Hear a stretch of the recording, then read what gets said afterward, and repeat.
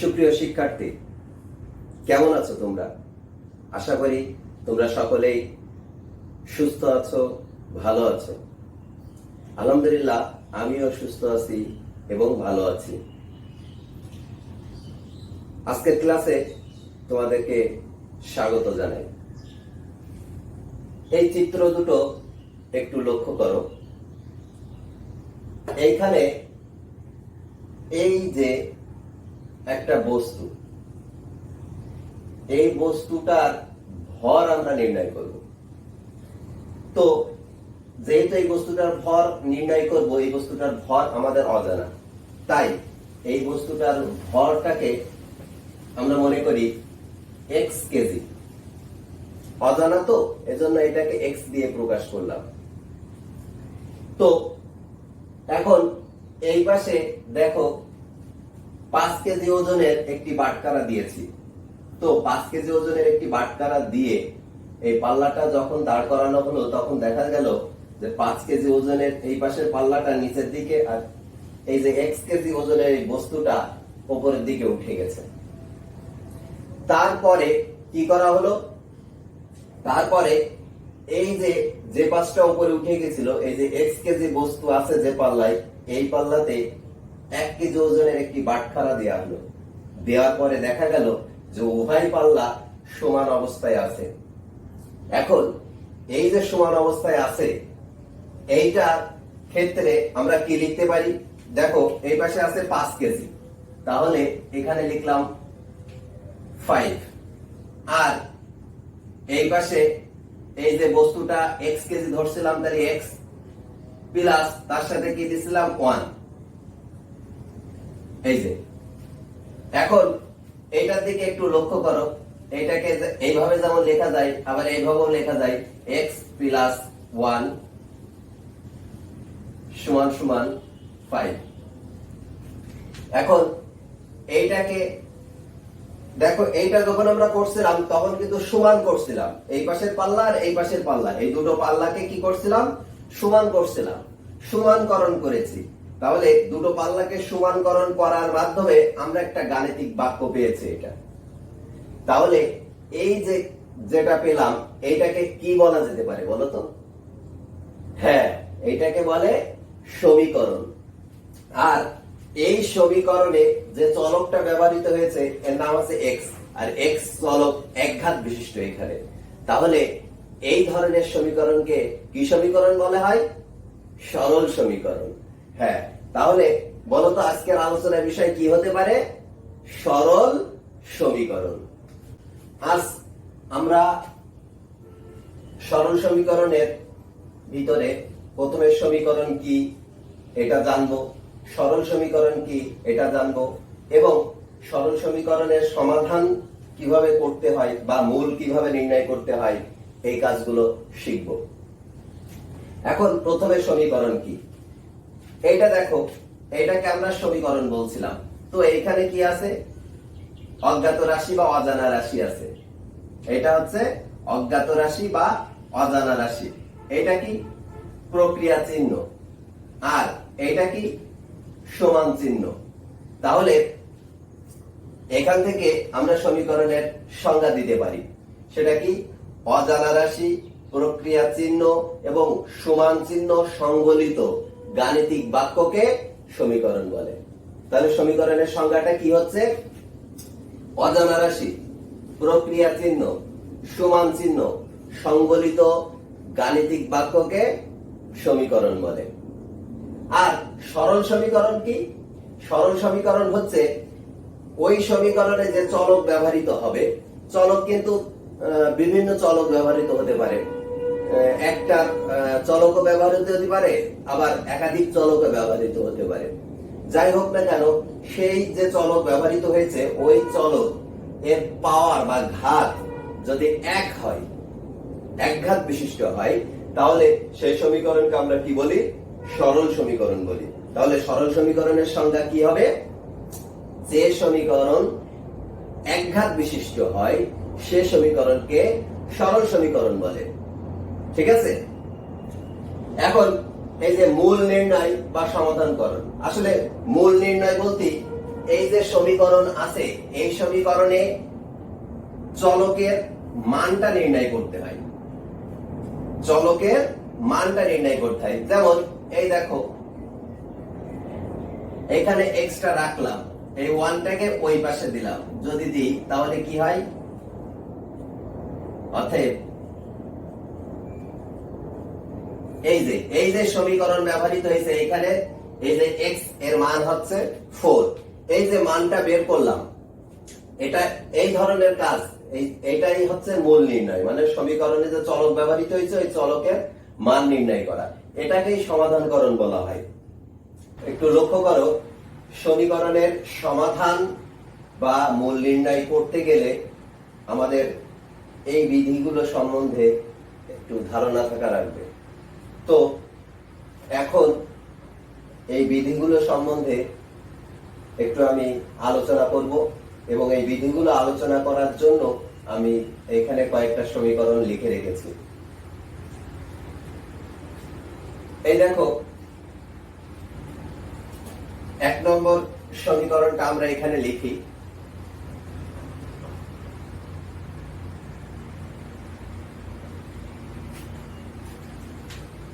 একটা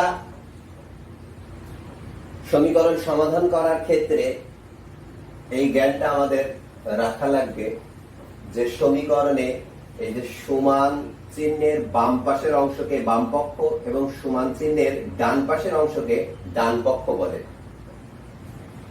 তো এই যে বাম পক্ষ, এই বাম পক্ষের সাথে কোন একটা রাশি আমি যদি যোগ করি, আবার ওই রাশিটাই যদি ডান পক্ষের সাথে যোগ করি, তাহলে এইখানে যে যোগফল পাবো এবং ওইখানে যে যোগফল পাবো, এই উভয় যোগফল পরস্পর সমান হবে। একইভাবে যদি বিয়োগ করি, তাহলে উভয় বিয়োগফল পরস্পর সমান হবে। ঠিক অনুরূপ ভাবে যদি গুণ করা হয়, উভয় গুণফল পরস্পর সমান হবে। ভাগ করলেও উভয় ভাগফল পরস্পর সমান হবে। তবে মনে রাখতে হবে, রাশি কিন্তু একই হওয়া লাগবে, অর্থাৎ বাম পক্ষেও যে রাশি নিয়ে তুমি কাজ করবা, ডান পক্ষেও সেই রাশি দ্বারা করতে হবে। এখন এই বাম পক্ষ, এখান থেকে 5 আমরা বিয়োগ করি, ডান পক্ষ থেকেও 5 বিয়োগ করব, তাহলে এখানে কি হয় দেখো, 5 থেকে 5 বিয়োগ করলে 5টা ভ্যানিশ হয়ে যায়, এখানে থাকে x, আর এখানে রাখো 7 - 5। তো সমীকরণের এই যে প্রথম লাইনটা আর এই তৃতীয় লাইনটা, এইটার দিকে লক্ষ্য করো। এই যে 5টা ছিল কোথায়? এই যে +5টা ছিল বাম পক্ষে না? এটা এখন অবস্থান করছে কোথায়? ডান পক্ষে। তো এই যে সমীকরণের একটা পদ একটা পক্ষ থেকে আরেকটা পক্ষে স্থানান্তর হয়েছে, পক্ষান্তর, এই যে একটা পক্ষ থেকে আরেকটা পক্ষে স্থাপন করা হয়েছে, এরকম যে বিধি অনুসারে করা হয় সেটাকে বলা হয় পক্ষান্তর বিধি। সমীকরণের কোন একটা পক্ষ থেকে একটি পদকে আরেকটা পক্ষে স্থানান্তর করা হচ্ছে পক্ষান্তর বিধি। আর এই ক্ষেত্রে একটা জিনিস মনে রাখতে হবে যে চিহ্নের পরিবর্তন হয়। চিহ্নের পরিবর্তনটা কেমন হয় দেখো, এখানে প্লাসটা কি হয়েছিল? মাইনাস হয়েছিল। অনুরূপ ভাবে প্লাস যেমন মাইনাসে রূপান্তরিত হচ্ছে, তেমন মাইনাসটাও প্লাসে যাবে। মাল্টিপ্লিকেশন থাকলে কি হবে? ডিভিশন। আর ডিভিশন থাকলে কি হবে? মাল্টিপ্লিকেশন। এইভাবে চিহ্নগুলো পরিবর্তন হবে, এটা মনে রাখতে হবে। এই যে প্রক্রিয়া চিহ্নগুলো এইভাবে পরিবর্তিত হবে, অর্থাৎ প্রক্রিয়া চিহ্ন যদি যোগ থাকে সেটা হবে বিয়োগ, অপর পক্ষে গিয়ে বিয়োগ থাকলে হবে যোগ, গুণ থাকলে হবে ভাগ, ভাগ থাকলে হবে গুণ। এটা অবশ্যই খেয়াল রাখবে। এখন অতএব x সমান কত? 7 থেকে 5 বিয়োগ করলে 2। এই যে সমাধান করলাম বা মূল নির্ণয় করলাম, এই সমীকরণের মূল হচ্ছে 2। সমীকরণের মূল কি 2। এই যে মূল নির্ণয় করলাম, এটা কোন পদ্ধতিতে করলাম? এই যে পক্ষান্তর বিধি, এই পদ্ধতিতে এর মূল নির্ণয় করলাম। আরেকটা জিনিস তোমরা খেয়াল রাখবে সবসময়, যে সরল সমীকরণের মূল সবসময় একটি হয়। সরল সমীকরণের মূল সবসময় একটি হয়। 2 নম্বর সমীকরণের প্রথমটা লিখলাম। এখানে লক্ষ্য করো, সমীকরণের বাম পক্ষে আর ডান পক্ষে এটা সদৃশ পদ। এখানেও 5 যুক্ত অবস্থায় আছে, এখানেও 5 যুক্ত অবস্থায় আছে। এখন উভয় পক্ষ থেকে যদি এইটাকে বর্জন করা হয়, তাহলে তখন কি হয়?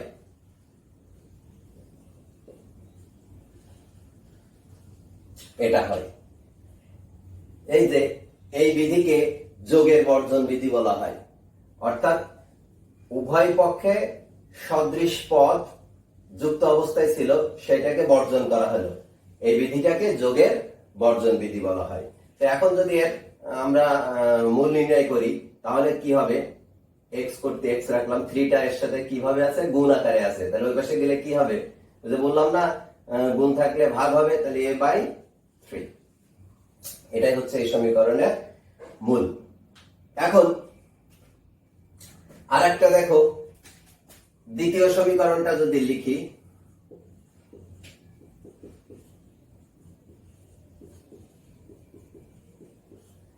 এখানে একটা জিনিস লক্ষ্য করো, সমীকরণের এই যে বাম পক্ষে 2 গুণ আকারে আছে 2x + 1 এই রাশির সাথে, আবার ডান পক্ষেও 2 গুণ আকারে আছে x + 5 এই রাশির সাথে।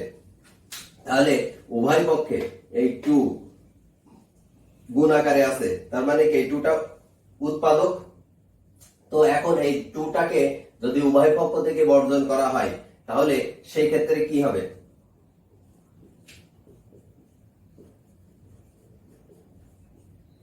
এটা হবে। এখন এটা যদি আমরা সঙ্গে সমাধান করি, তাহলে কি হবে? সেই ক্ষেত্রে বলি, এই যে বর্জনটা করলাম, এটাকে বলা হয় গুণের বর্জন বিধি। এই বিধিটাকে কি বলা হয়? গুণের বর্জন বিধি। এখন এই 2x টা রাখলাম, x টা এই পাশে নিয়ে আসি, আর 5 রাখলাম, 1 টা ওই পাশে নিলাম। এখানে খেয়াল করো, এই যে x টা এর আগে ছিল কিছু নাই, তার মানে কি প্লাস, এই পাশে এসে কি হলো? মাইনাস। 1 এর আগে কি প্লাস, এই পাশে গিয়ে কি হলো? মাইনাস। তাহলে এইটা যে কাজটা করলাম, সেটা কোন বিধি অনুসারে কাজ করলাম? পক্ষান্তর বিধি অনুসারে কাজ করলাম। তাহলে এই অঙ্কটা করার ক্ষেত্রে, এই সমাধানটা করার ক্ষেত্রে আমরা কি করছিলাম? প্রথমেই তোমার এই যে গুণের বর্জন বিধি করেছি, তারপরে কি করছি? পক্ষান্তর বিধি করেছি। এখন 2x থেকে x বিয়োগ করলে একটা x থাকে, আর 5 থেকে 1 বিয়োগ করলে 4। তাহলে এইটাই হচ্ছে কি এই যে সমীকরণ, তার মূল। 3 নম্বর সমীকরণটা লিখলাম। দেখো, 3 নম্বর সমীকরণটার ক্ষেত্রে আমরা একটা কাজ করি, y into 3, 1 into 2। এখানে করলামটা কি? এখানে আসলে করলাম আড়াআড়ি গুণ করলাম। এই যে y এর সাথে 3 আর 2 এর সাথে 1, অর্থাৎ এই যে বাম পক্ষের লবের সাথে ডান পক্ষের হর এর গুণ করলাম, আর ডান পক্ষের লবের সাথে বাম পক্ষের হর এর গুণ করলাম। এখন এটা গুণ করলে কি হয়? 3y = 2। তো এইখানে যে কাজটা করলাম, এইটাকে আর গুণন বিধি বলা হয়। বাম পক্ষের লবের সাথে ডান পক্ষের হরের গুণ করে একটা পক্ষে বসালাম, এবং বাম পক্ষের হরের সাথে ডান পক্ষের লবের গুণ করে আর একটা পক্ষে বসালাম। এইভাবে যে কাজটা করলাম, এটাকে বলা হয় আর গুণন বিধি। তো এখন এই y রাখলাম, 3টার সাথে গুণ, ওই পাশে গেলে কি হয়? ভাগ। তাহলে 2/3। তাহলে এই যে 2/3টা হচ্ছে এই সমীকরণের মূল। লক্ষ্য করো, 4 নম্বর সমীকরণটা আমি এখানে লিখেছি। তো এই সমীকরণে এই যে ডান পক্ষ, এই ডান পক্ষের পুরো পদকে চিহ্নের কোনো পরিবর্তন না করে যদি বাম পক্ষে স্থানান্তর করি, আর বাম পক্ষের সম্পূর্ণ পদকে চিহ্নের কোনো পরিবর্তন না করে ডান পক্ষে স্থানান্তর করি, তাহলে সেই ক্ষেত্রে কি হয়?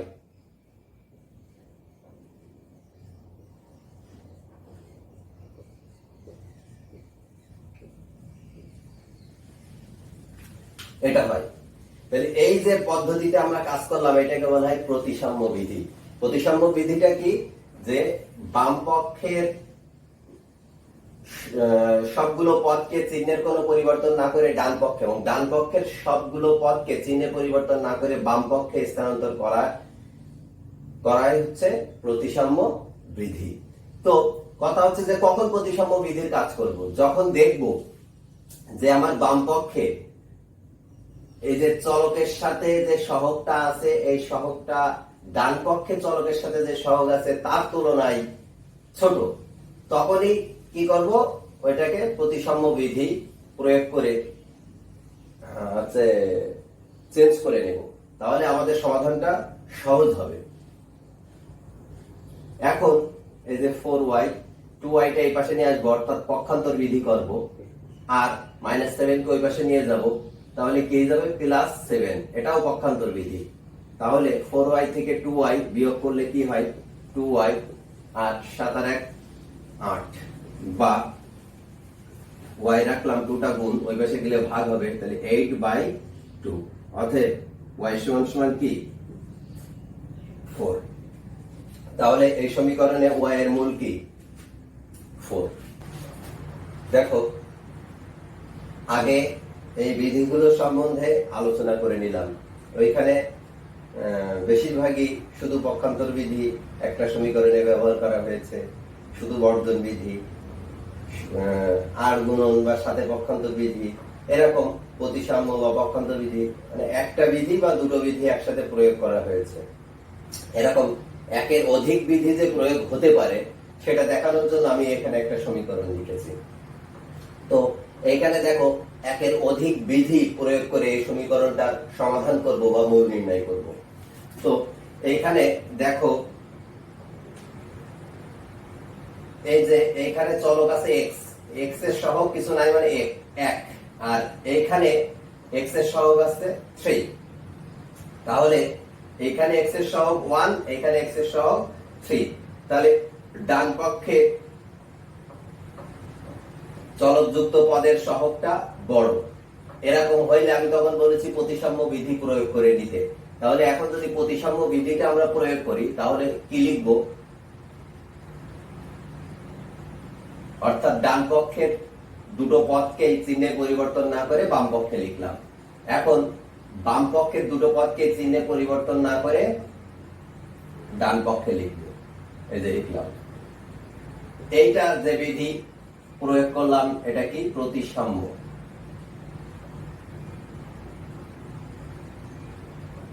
এটা হলো প্রতিসাম্য। এখন দেখো, এই যে 3x, এই x টাকে যদি এখানে নিয়ে আসি এই পাশে, তাহলে মাইনাস হবে, যেহেতু কিছু নাই প্লাস, আর এই পাশে আসলে -5, এই 3 টা ওই পাশে গেলে কি হবে? -3। তাহলে এটা কি? পক্ষান্তর বিধি। শুধু পক্ষান্তর লিখলাম, যেহেতু এই পাশে জায়গার সংকলন। এখন 3x থেকে x বিয়োগ করি, 2x, 3, তাহলে 5 থেকে 3 বাদ গেলে 2। এখন দেখো, এপাশেও 2 আছে গুণাকারে, এপাশেও 2 আছে গুণাকারে, কিছু নাই মানে কি? একের সাথে গুণাকারে আছে না? তাহলে এই 2 উভয় পক্ষ থেকে আমরা কি করতে পারি? গুণের বর্জন বিধি অনুযায়ী বর্জন করতে পারি না?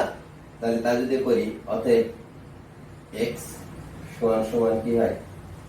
1, যেহেতু এটা 1 এর সাথে ছিল। এই 1 টাই হচ্ছে এই সমীকরণের মূল। তাহলে এইখানে কি? এইখানে যে কাজটা করলাম, এইখানে গুণের বর্জন বিধি।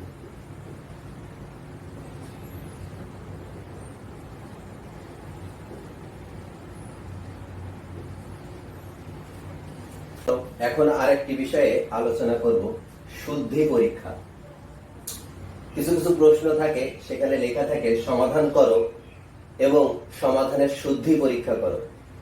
অর্থাৎ এটার অর্থ হচ্ছে তুমি ওইটা সমাধান করে ওইখানে ওই সমীকরণের যে চলক ছিল সেই চলকের যে মূলটা নির্ণয় করলে ওই মূলটা নির্ণয় করা কতটুকু শুদ্ধ হলো, শুদ্ধ হয়েছে না ভুল হয়েছে সেটা নির্ণয় করা, এটাই হচ্ছে শুদ্ধি পরীক্ষা। তো এটা কিভাবে করবা?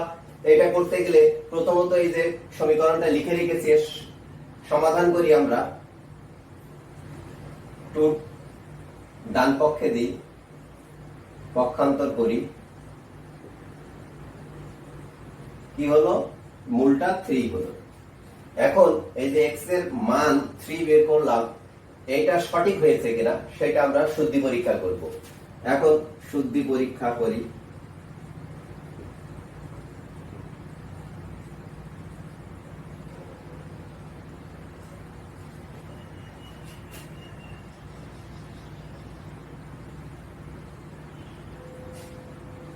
প্রদত্ত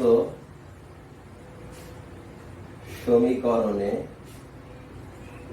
x13 বসিয়ে পাই। এখন এই সমীকরণের প্রথমে বাম পক্ষটা লিখো।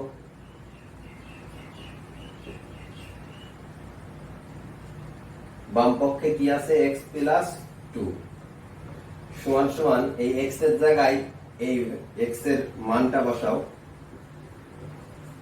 সমান সমান কি হয়? 5। তো ডান পক্ষে মান ছিল কত? 5। তাহলে এটা ডান পক্ষে মানের সাথে মিলে যাচ্ছে না? তাহলে সমান সমান কি লিখবা? ডান পক্ষ। এখানে আরেকটা কথা বলে রাখি, যদি ডান পক্ষেও চলক থাকে তাহলে আলাদা করে ডান পক্ষ লিখে সেই ডান পক্ষের মানটাও বের করতে হবে। করে বাম পক্ষের মান আর ডান পক্ষের মান যদি একই হয় তাহলে বুঝতে হবে তখন যে ওই মূল নির্ণয়টা শুদ্ধ হয়েছে। অতএব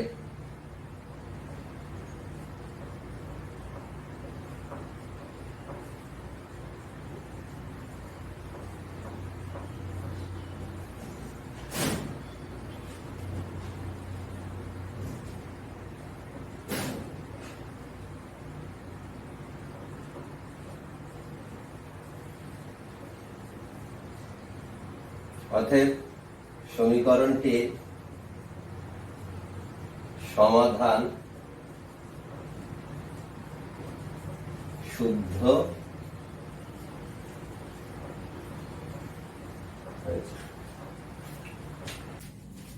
এভাবে তোমরা সমীকরণের শুদ্ধি পরীক্ষা করতে পারবে। এটা তোমাদের বাড়ির কাজ থাকছে। যেভাবে আমি তোমাদের শেখালাম সেইভাবে এটা সমাধান করবে। এই যে সমীকরণ, এই সমীকরণটির চলক কি এবং এর ঘাত কত সেটা নির্ণয় করবে। প্রথম যে সমীকরণ আছে এই সমীকরণটির সমাধান করবে, আর দ্বিতীয় সমীকরণটি অর্থাৎ এই সমীকরণটি এর সমাধান করে শুদ্ধি পরীক্ষা করবে। তোমাদের জন্যই এই ক্লাস করা। এখন এই ক্লাস যদি তোমাদের ভালো লাগে তবে অবশ্যই লাইক করবে, যদি কোনো সমস্যা হয় সেটা কমেন্ট করবে, আর সাবস্ক্রাইব করবে, বেল নোটিফিকেশনটা অন করে দিবে। পরম করুণাময় আল্লাহের নিকট দোয়া করি তোমরা সুস্থ থাকো, ভালো থাকো। আবারও দেখা হবে নতুন একটি আলোচনায়। আল্লাহ হাফেজ।